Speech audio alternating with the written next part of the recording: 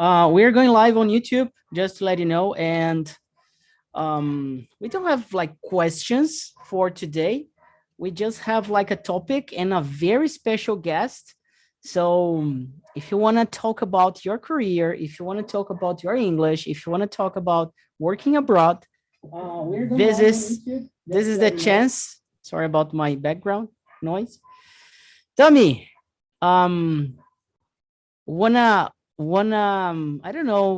introduce what we are thinking about this talks and what's gonna come up next?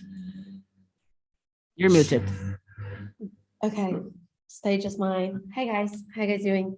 So yeah, basically, today's talk is just for us to discuss career, anything career related, career wise, we can discuss today. We don't have any questions. If you guys have any questions, then if any questions comes up, then just feel free to do so, to ask us, and we're just going to have everybody responding to it. The idea is just to get together every now and then so we can discuss your career overseas, especially the remote one. I don't deal with people moving overseas to get a job overseas and working over there and get a visa. So I don't understand how all of this sponsor stuff and etc. works. I've been sponsored once. I used to live in Singapore and I had a sponsor visa over there. That's the only thing I know, but it's been like 4 or 5 years. So it might have changed, probably. Everything changes so quickly, especially with COVID. But yeah, so then basically for those who don't know me yet, I'm Tammy Silva, and I talk about remote work with companies overseas. So pretty much earning in dollars or euro or whatever the currency for whatever the country you get a job from, but basically based in Brazil or anywhere in the world. But my idea and what I talk about is just the benefits of working remotely and getting paid in a different currency. Why not? If you can get paid in dollars or real, what are you going to do? Definitely don't want to get paid in reals. I want to get paid in dollars. So that's what I talk about, and we can discuss a little bit about it today. That's it. Great. Guys. Usually, Talk and Talk, we start presenting ourselves, and this is like a new session, like to talk and to focus on career. We are organizing, setting up things to bring some specific topics into the community. We have already more than 100 hours of conversations per week, and the community has grown a lot. Yesterday, we celebrated 6 years, and since 2016, a lot of changes has happened, and this is one of them, like new projects, new things, because of the community, because of the demand and the needs. I'm gonna just like ask you to present yourself, especially the people with the camera open, and this is really nice. Camera open, it means communication. So if you don't have your camera open, it means there's not fully communication in here. So I'm going to start with Natalia, that I still don't know. I think it's the first time here, right? Yes, it's first time. Yes. So just who you are, what you do, and what you're looking for, why are you here? Yeah. Sorry, I'm late. Natalia. Right now I live in Portugal. I'm a petroleum engineer, but I'm doing a transition, changing career into data analyst. What brought me here was because on Monday I have a job interview. It's going to be my first job interview, all in English. It's also for another country, not for Portugal. I speak English fluently. However, as I was never working specifically with English, so I'm a little bit like, okay, I need to learn a little bit better. Yeah, and then I saw this opportunity, and then I decided to join. Where did you find us? LinkedIn. I saw your post. Nice, very nice, yes. Very nice. Do you know Tammy already? No, I didn't know. No. Great. So she is the person to help you out with jobs abroad, okay, overseas. Great. May I feel? Yeah. Take a look at my profile every Friday. I've got this Tammy Indica. So hashtag Tammy Indica. Yes. That I recommend. So we actually curate jobs that are posted on LinkedIn that are easy apply. So they're not like 1,000 interviews and stuff like that. So then every Friday I post about it. This Friday is going to be in a specific topic that I'm not going to disclose you now, but I will disclose at the end of the week. But then every week there are random roles that we post. So if there's anything that you're looking for, you can always respond to one of those posts and say, hey, for next week, can we see this? Can we see more of those, or etc., etc. Yes, that's great. Thank you very much. Yeah, very good. Very good. What else? Leonardo, what about you? Present yourself, what you're looking for. Yeah, just like the classic presentations we have been asking you all every day. Yes, guys. Good evening for everyone. My name is Leonardo. I am 26 years old. I'm from Mato Grosso do Sul, one city called Naviraí, interior of the state. Currently, I have lived in Recife since March this year, where I do master degree in economics at UFPA. I already have done a career, we shall say. I'm here only for fun, because few invited me right to this meeting. Yeah, I believe that it. What a pleasure talking to you, Tammy, and you, and to know, because I didn't know too. Yeah, I guess Leonardo he knows you from LinkedIn, right? Yeah. Did you know Tammy, Leonardo? No. Leonardo, do you know Tammy, or first time? First time, yeah, no, I didn't know. Great.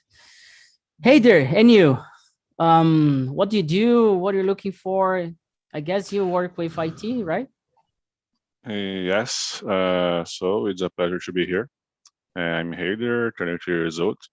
I graduated in production engineer, and I received the convict to be here. I don't know Tammy, but I really interested for the subject.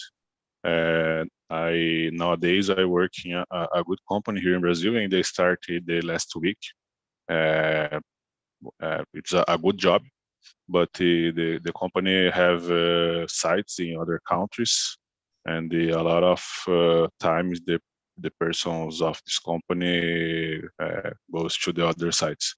And I would like to follow the conversation and to know more about the work abroad. It's a pleasure, and thanks, Tammy. Thanks, Felipe. Great.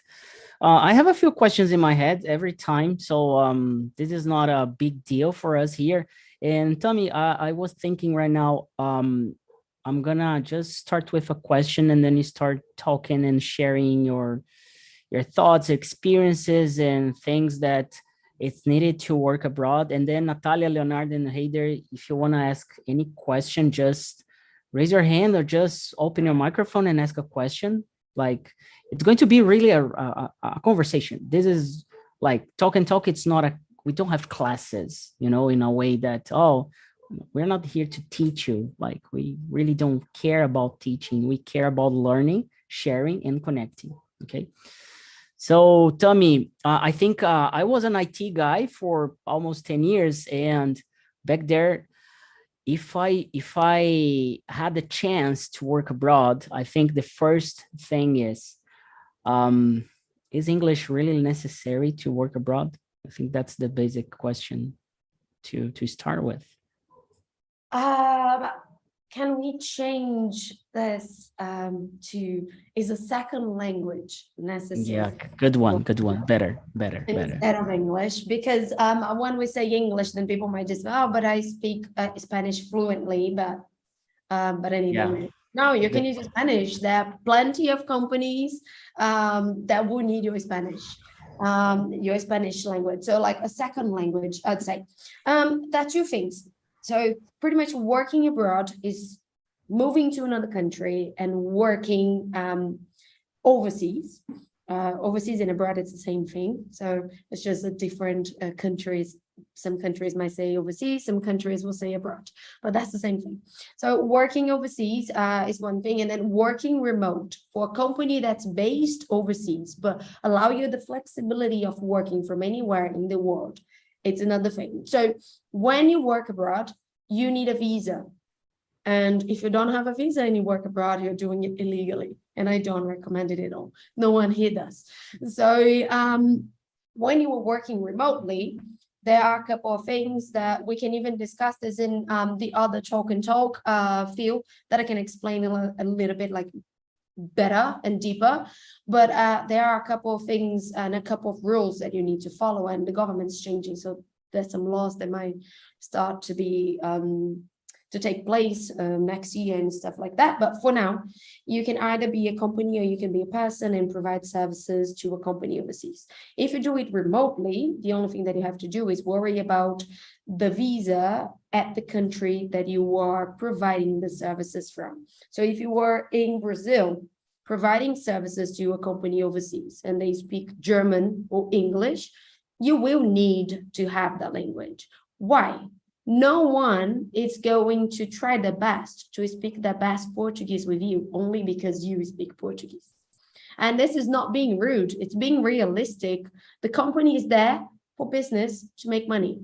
They're not going to try to learn Portuguese only because they're trying to hire a Brazilian person. So you have to actually put yourself out there and work towards improving your second language, so then you can actually get a job remotely or even there to get a visa and etc. at that company. So having a second language is very important. It's not as important as it should be in Brazil, because the government doesn't, not talking about government, but just we don't have the forgot the word. But the government doesn't provide English as a second language, so the companies can't really ask for that. But when you're talking about a company that their initial language, their first language is English, they're not going to try to learn Portuguese just so they can hire 5 Brazilian people to work for them. You have to learn the language. So it's very important. But there's a difference between fluency and accent, and that's something that we always discuss at the TNT. So be careful with that, because accent is one thing, it tells you where you're from. Fluency is another thing. It just says that you can actually speak English and the person is going to understand what you're trying to say. Yeah, very nice, very nice. I think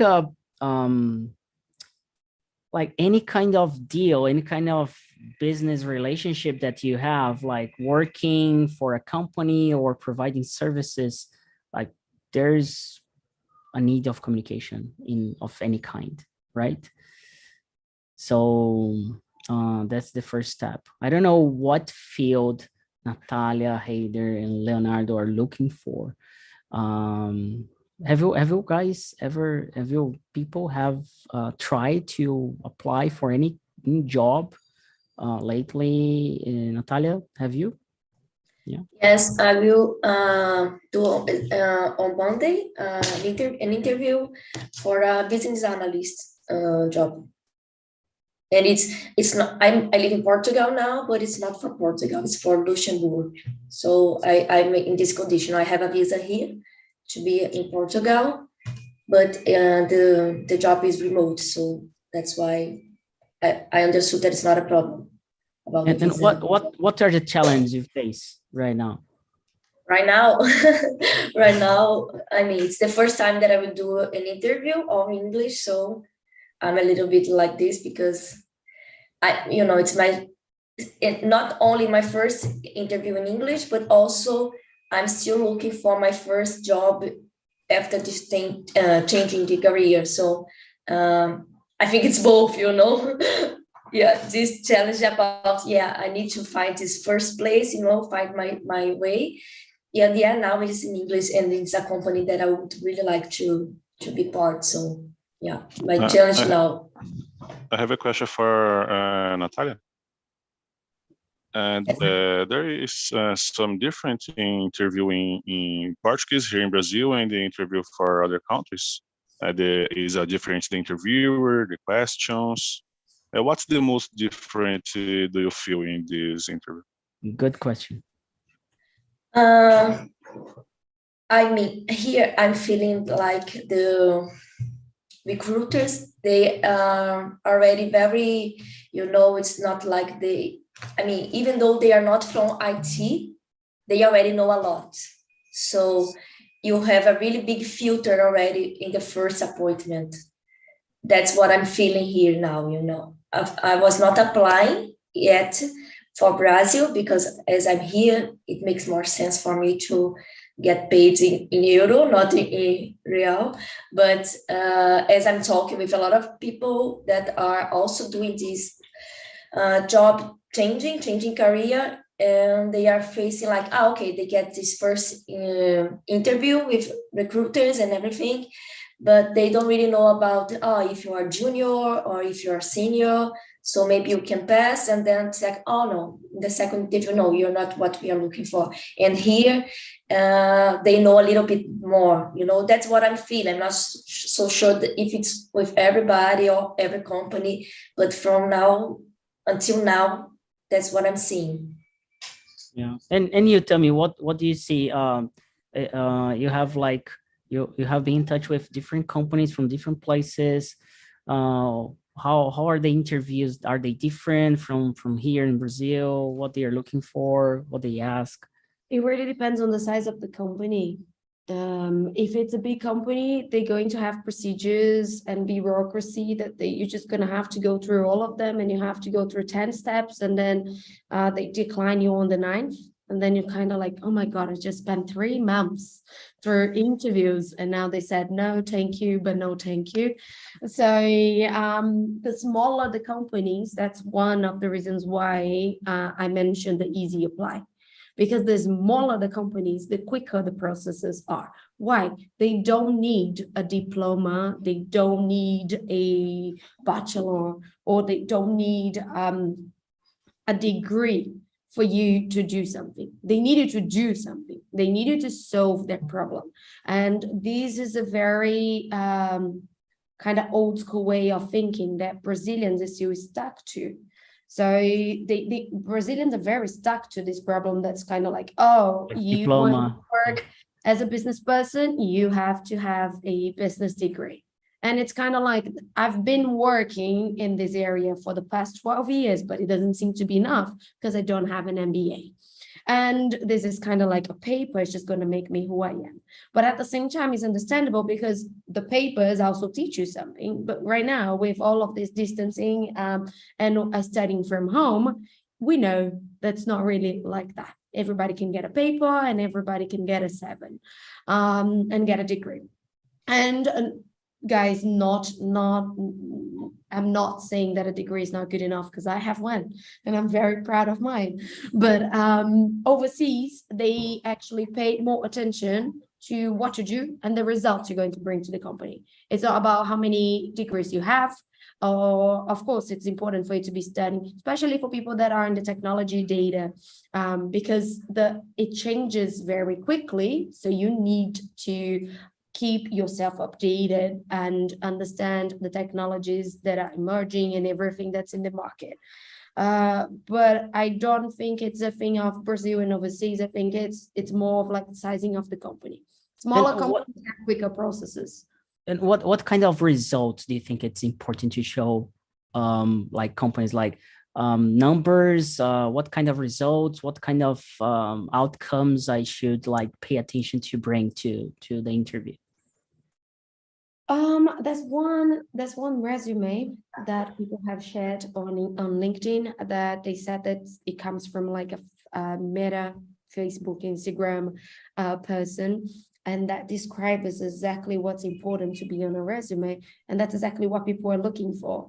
It's not just, for example, people that will be working as administrative assistant, right? They have to take calls, receptionists and front-end stuff. They have to take calls. But one thing is you to put on your resume saying that you take calls. Another thing is for you to put in your resume saying that you take 50 calls a day. So the company that's looking for someone that will be able to take 30 calls a day, know that you are a good candidate because you're already used to 50. So you can handle that. So the results, it's pretty much like what they are looking for. They need someone to develop or to debug stuff.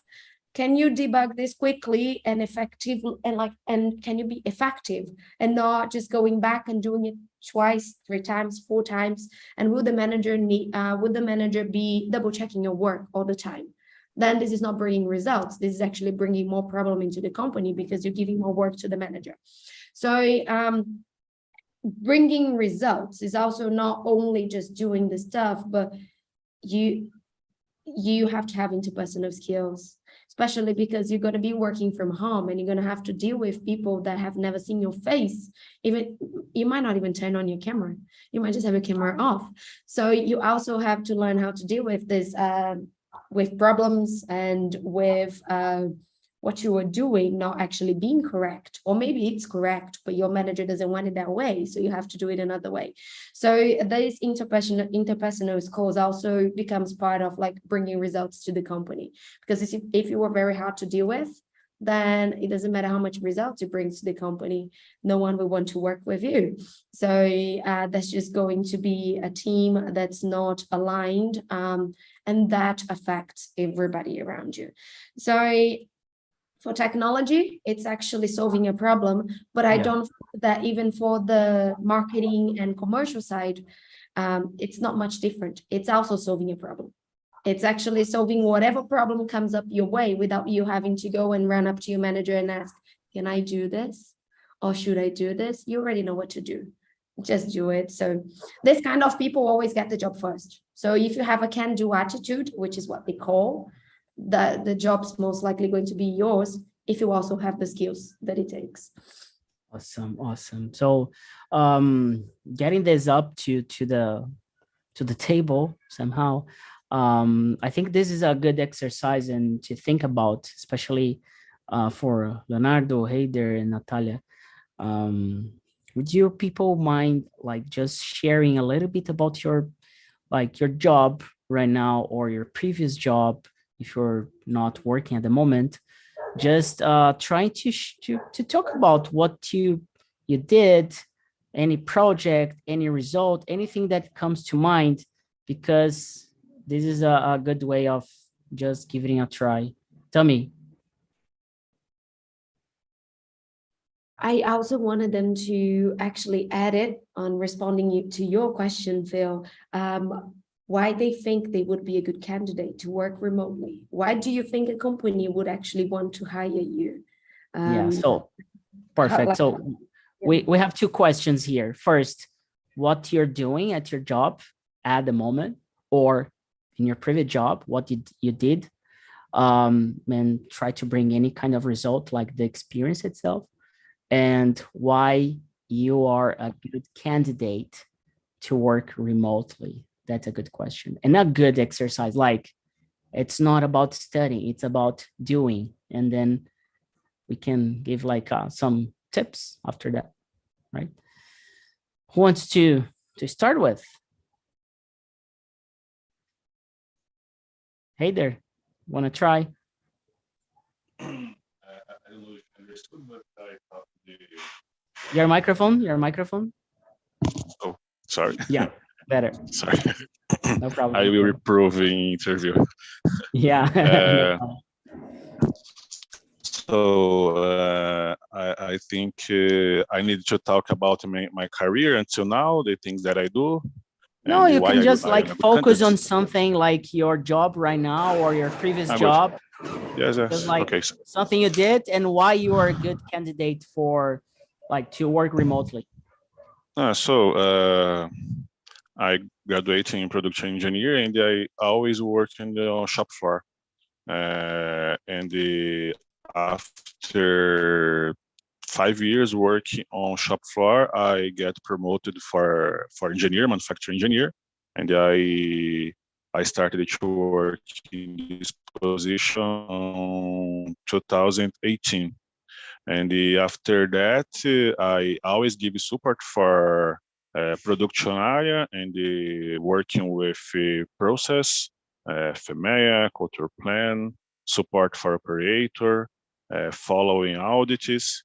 And now I receive a good opportunity. Now I work at a company called Embraer, and it's so difficult to participate for interview, and I passed in this interview, and I started this job. I started this job 1 month ago, just. And for this experience that I had, I now I give support for aeroespacial, consigo falar aeroespacial, aeroespacial area.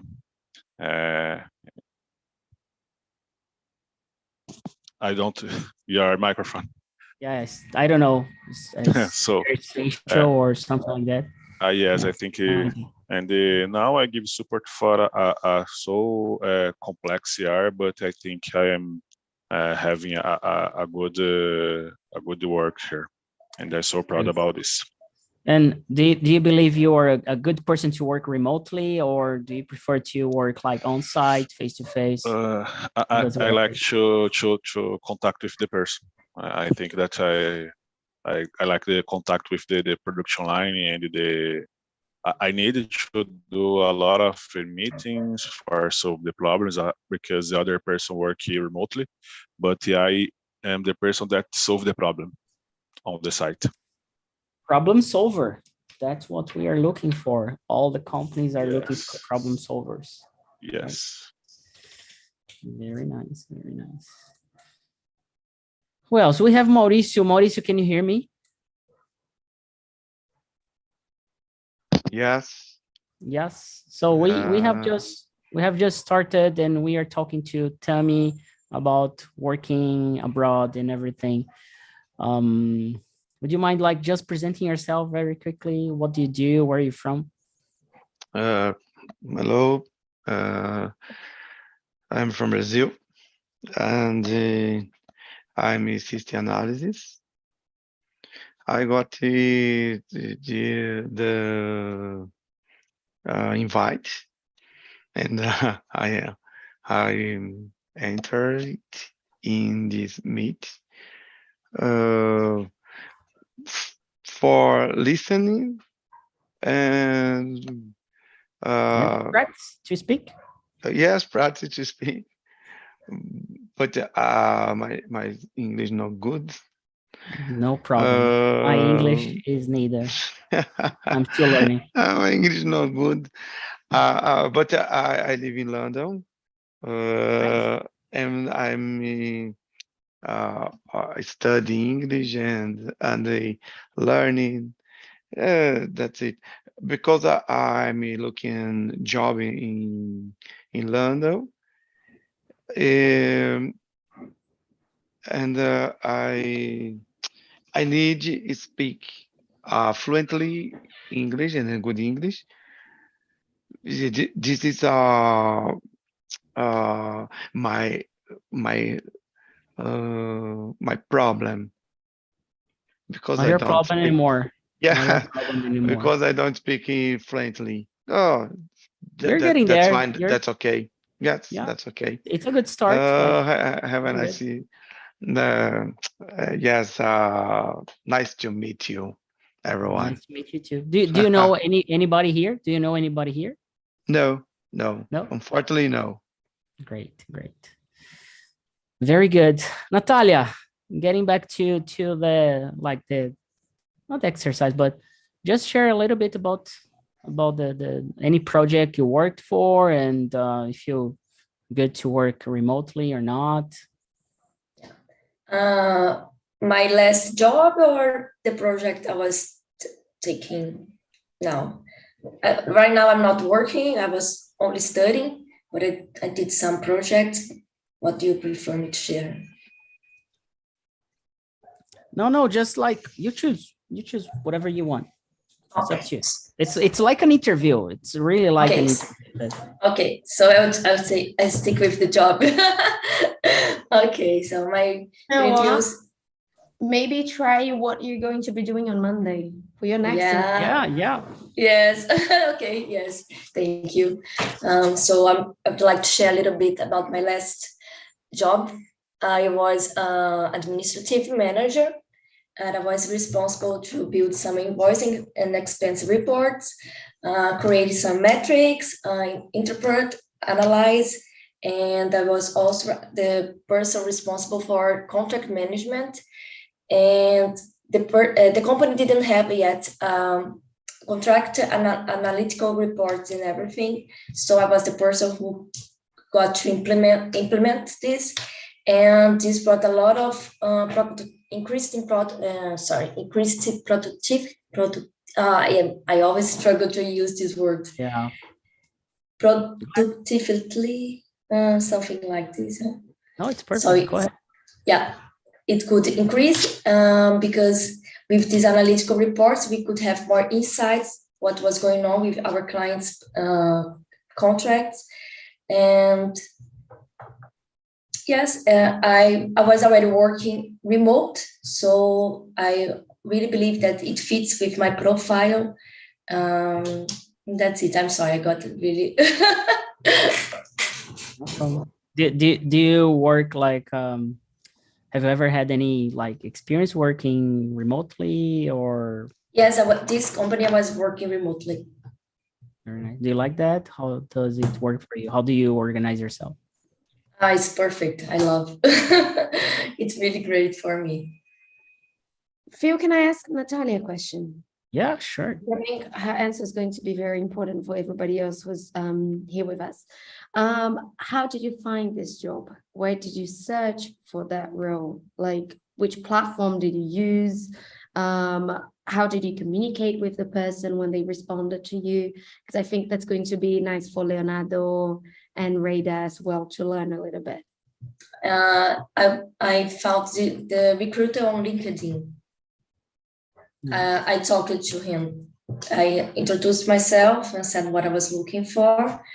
And after that, we were a little bit on contact. And when he had an opportunity for a job, just like what I was looking for, he sent me. And I applied by the website. I have a question for Tammy. Tammy, correct? Me? Yes. About the LinkedIn. A lot of friends of mine have backgrounds on English, the title of in English also. What I work in a national Brazilian company. What's the best, the LinkedIn with the backgrounds on English or in Portuguese? Because a friend of mine is the same, is Portuguese and English. But what do you think about this? English is better, Portuguese is better. What do you think about this? The good news is LinkedIn allows you to have 2 options. So you can add a second language on your profile. So you can have them both. Have them in Portuguese for those Brazilian companies that maybe want to reach out to you and recruit you, but get yourself one in English as well. If you go, you have to use your desktop. But if you go to linkedin.com, open your profile. Hold on, I have to do it myself as well, because I don't remember. Just click on your profile, and on the left-hand side, on the right-hand side, at the very top, below your profile, the small photo with profile where there's like work and post a job, you will see add profile in another language. And from there, you can just add your profile in English. If you are looking for an opportunity overseas, even if it's to move overseas or to work remotely, then it's pretty much mandatory that you have an English version of your profile, because the recruiter, it's not going to take their time to try to translate your profile just thinking that you could be a great candidate. They will have to read your profile to understand that you're going to be a great candidate. So if you want to be found, then you have to make sure that you have your profile in the correct language. Yeah, and I would add that you should avoid any complexity, I guess. Like, I don't know how to say that. Like, when I try to hire someone, if I get like, if it's too complex or too difficult to understand or to read, like, I'm just like moving on and trying to see something else, or try to move on to another candidate. So do not add a Word document, on LinkedIn, because it's going to make the recruiter to download it in order to see your resume. Just like use the PDF. I don't know if everybody's aware of that, but PDF works better on LinkedIn, so recruiters can just open it. Yeah. And Tammy is sharing the LinkedIn account. Yeah. And there's one more thing that it's very important. It's not only because it's your LinkedIn that you don't have to add any information and then you just upload your resume. Your LinkedIn is your resume. So make sure that your about, it's completely explaining who you are. You don't have to tell them that you love this or you love that, but tell them what you've done, what you've achieved, what other companies have achieved because of you, and what area of expertise you add.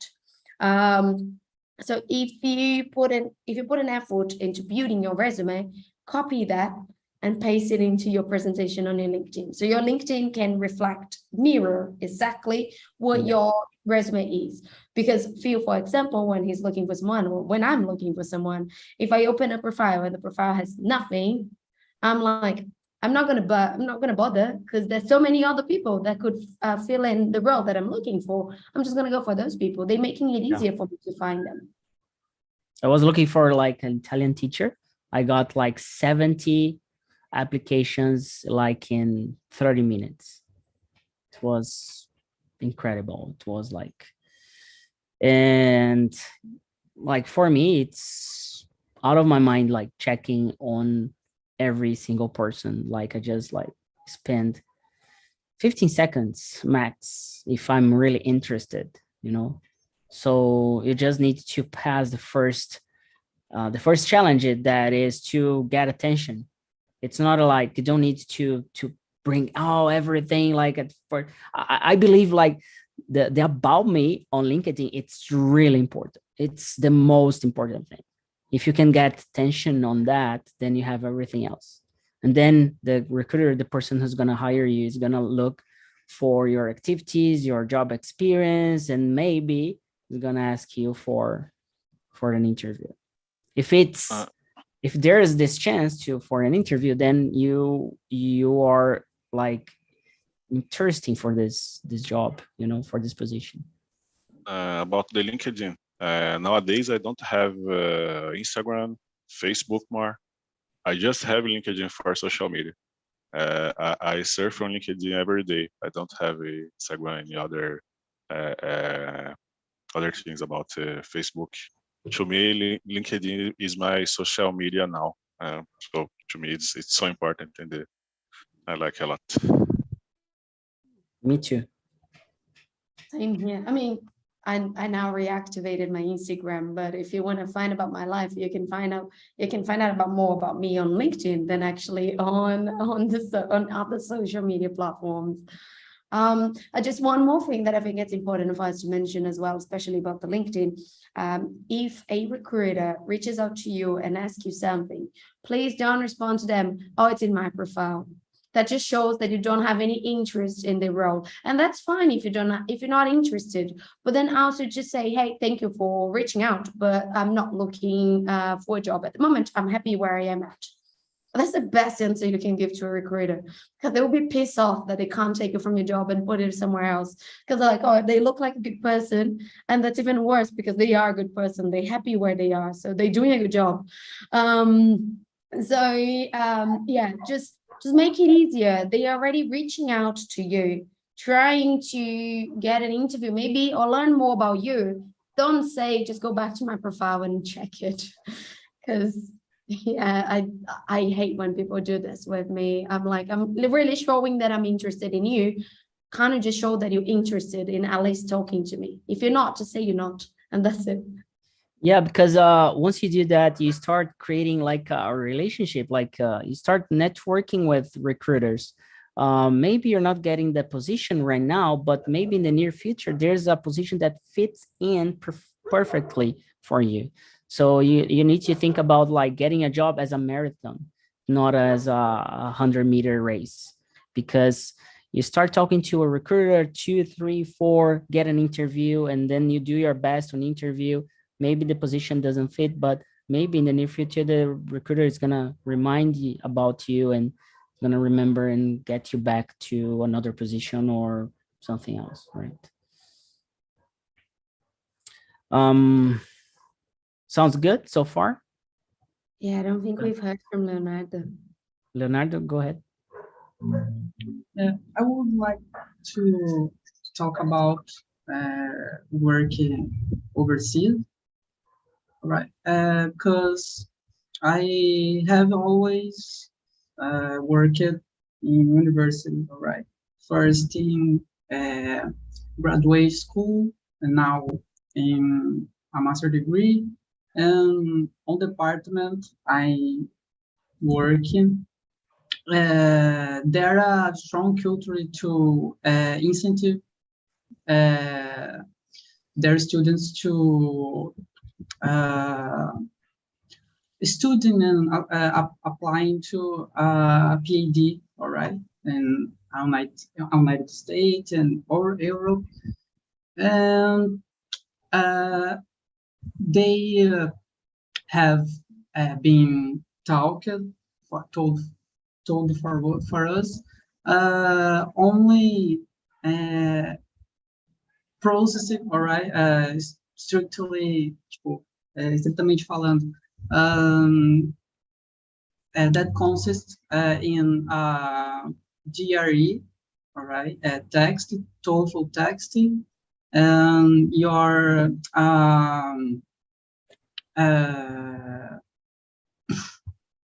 how could I say in English? Research issues, research staff, agenda de pesquisa. All right, and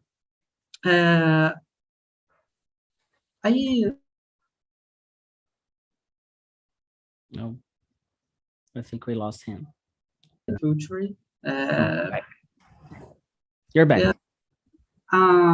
because I almost finished my master's degree, and I intend to begin a doctor in Brazil university, and I believe in next year or 2024, and so I would like to know how to prepare your presentation and your how talk, all right, about your work, your interest in, because the process who just like a student and make a exam, right? Only student, but talking about and present yourself, I believe, is a hardest part, in my opinion. Right? Good question. Tammy? How to do? Sorry, Phil. No problem. I would say, actually, my question was going to be for you, Phil. Do you have anyone in the academic area that maybe could help him out? Because when you're talking about selling yourself on an interview for a job is one thing. When you're talking about selling yourself on an interview for a academic stuff, like PhD, it's a completely different thing. One thing that I learned with some of my friends in Singapore, I had a friend that he got a scholarship at Yale. And it wasn't about the work that he's done. It was about the person that he is and what he wants to do to the world and what he wants to give back, and the kind of person that they're going to graduate and say, this person is going to change the world. So there is a big difference in between selling yourself, marketing yourself to a company that needs to achieve results and generate profit, than actually reaching out to a university and telling, hey, I'm a good human being, I want to change the world, and I have plans to do X, Y, Z. And to do that, I have already worked with this, I have been a volunteer doing that. So you have to prepare yourself in a completely different way, which I don't have expertise to talk about. So I can't really give you that. But what I can give you is what I've seen from my friends. So it's not selling yourself to bring profit. It's selling yourself to do something for the community. And that's a big difference. Yeah, I'm gonna answer a little bit about that, but Leonardo, try to reach Endel Miller in the community, because he has like some expertise on that, and he's gonna help you out and give you some support. Okay. But basically, when we talk about master or doctorate, it's exactly what Tammy is telling, and more than that, you need to understand about the university culture, what they're looking for, the research and everything, because it changes from place to place, from country to country. I know, like United States, they have like a way of accepting students and like doing the interviews and everything. I think there are a lot of content on YouTube for that as well. But of course, even if it's for a company or for a new university, you need to sell an idea. And the idea, it's going to change depending on the person or the university or whatever you're doing. Every time you try to give a speech or to talk to someone, you need to understand, who is this person? So when you go to an interview, try to find, who is the recruiter? Where does they work? What's the background? Try to understand this person that you're going to talk to. So Natalia, Raider, Leo, just try to really stalk the person on social media and everything. And try, it's exactly like that, especially on LinkedIn. Try to see the information, the comments, what the person is sharing stuff, what are the information involved with this person, and then you can match your answers better, or your strategy, Nice. I have been trying to use my LinkedIn a more frequency. I believe you see some of my posts, and it's very interesting. So I needed to find first, all right, one university, and look it out for the university only before to begin the preparation. Yeah. Before any interview, there are like some steps that you need to be aware of. Even if it's a job application, try to understand the company's culture, the CEO or the C-levels, what they're looking for, if there's anything in the market, like in the news, what has happened, like they got like an investment or not, they're looking to sell something, to create a new product. I think that a very good question to ask if you're in an interview and they always offer you this opportunity. I don't know what Tammy's think about that, but I always like to ask, what's the challenge? What's the biggest challenge you have now that you need to solve? Like, you're looking for a candidate, okay, I got it, but what's the biggest challenge around it? Try to understand this question before or at the moment, and then answering back. I have tried a lot this, and it always it helps a lot, you know. I don't know what you think about it, Tammy. You saying the candidate ask the Yeah, if there's a chance, if there's opportunity, I don't know, like abroad, how do they deal with that, you know? But at least here in Brazil, it works fine. I think it's great when the candidate asks questions and interview back the recruiter. And I think that my answer and the answer of everybody should be finding the talent. And it's not just finding talent, because it's very hard to find talent. So you just need to find the talent for that specific role. And I think that would be my answer if everybody ever asks me that. I would say finding a talent, and that's it. Because that's what companies need, and that's what the world needs. Talent changes the world. Talent changes the company, and that's it. Very good. We are running out of time. We have 5 minutes left. I think Leonardo already knows. He's a student here. He's a member. Natalia is the first time. Raider has booked few classes already. Before I talk about talk and talk, Tammy, do you want to add anything else, like about like working remotely or something like that? First of all, I want to say that I literally just opened my LinkedIn, and my first post is about what? Master and doctorate. It's scary. Yeah. I literally just opened my LinkedIn. I refreshed the page, I reloaded the page, and the first thing is it's Lucas. It's Lucas' post, the Galindo, and it's about doctorate thing. I'm gonna send it to you, Leonardo. Take a look at that. It might be interesting to you.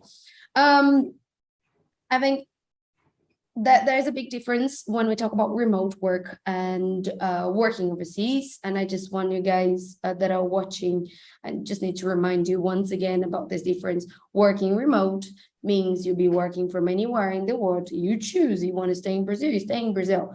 But you're not going to be moving overseas to work with that specific company. Why? Because it's expensive. So smaller companies don't give you a sponsor, they hire you for remote work.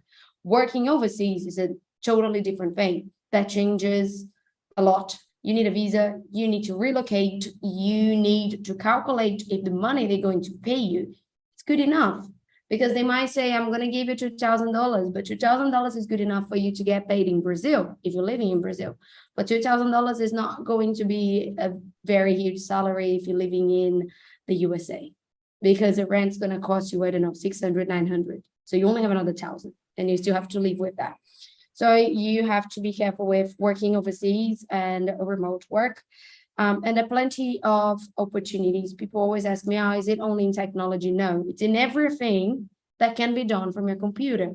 Can you work from your computer? Do you have to be at the company in person? No. So that work can be done remotely. Of course, data, anything technology related, it's a lot higher right now because that's demand for that. But there's also customer support, there's also marketing, there's also admin staff, executive assistant, and even other roles. There's just going to be less. It's just going to be harder to find, but that doesn't mean it doesn't exist.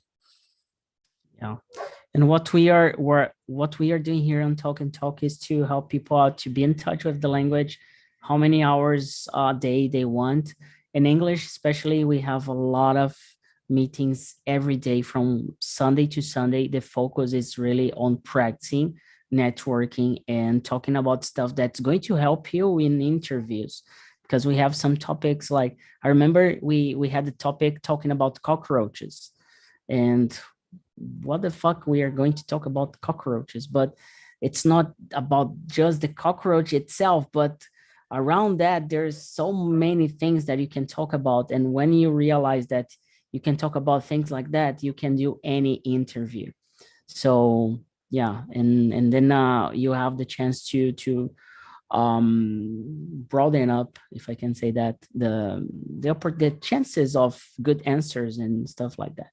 Okay, So if you wanna to be a member, we have like a deal ending up on Friday that we are offering 6 months for free. So if you apply and you subscribe for the annual plan, you get 6 months more to your plan. So you have like a year and a half to use the platform and the whole community. Until this time is this Friday 11:59, like just to finish, or just talk to me in private. If you can't do like on Friday, just talk to me in private, send a message on like Instagram or anywhere, and we can talk better. But we are offering this because there were a couple people asking, oh, I couldn't do yesterday because of this and that, and so we decided to give more days. But because there's more than just the 6 months. There's like a pack of material in PDF and a mentoring session. So yeah, talk to me in private. I talk with Lucas and the WhatsApp. Lucas support me about this. Okay, so I'm gonna get in touch with you on WhatsApp with my personal number, and then we talk about it. Good, thanks. Natalia, was it good? It was great. I'm sorry because now it's already 1 a.m. So I'm a little bit like, that's why I was also struggling. I also have one question. Do you have any idea of having German conversations also? Yeah, we had in the past, and we are trying to get it back, but there is no like we don't have any plans yet. And I guess this semester it's not going to get back to German. Yeah, unfortunately, because people are afraid of speaking Dutch, not Dutch, Deutsch. I don't know how to say that. German. Yeah, Deutsch. German, you know? Yeah. So people are still afraid. We tried for like almost a year, and it was really difficult. But we have, there's a plan to get it back like by February or March, but there's a way to go, Yes, okay. I'm just taking a look now at the website. Yeah. And make contact. We have some videos on YouTube as well, with the German conversations. Then you can just browse it and subscribe, please. Yes, I will. Thank you very much. Thank you for this opportunity. Yeah. Thank you, Tammy, also. Yeah, it was really good. So, Tammy, that's it, right? Yeah. I'm muted. Sorry. Yeah. Yeah, that's it. So, Leonardo, Natalia, Raider, Tammy, it was a pleasure. It was really good talk. Let's think about another time, another day, right, Tammy, to keep going with these talks, and we let everybody know by email, Instagram, LinkedIn, and everybody and everywhere else. And yeah, have a good night, everybody. Sleep tight. Please drink water. Thanks, vai Corinthians. Yeah. Thank you very much. Felipe, am I allowed to do a print or to post on LinkedIn? Yeah. You can do it. So okay. I'm gonna do it as well. Yeah. So please, Tammy already. I mean, yeah. Very nice, guy. Thank you so much. It was a pleasure. Good night. Good night. See ya. Bye-bye. Bye-bye. Bye-bye.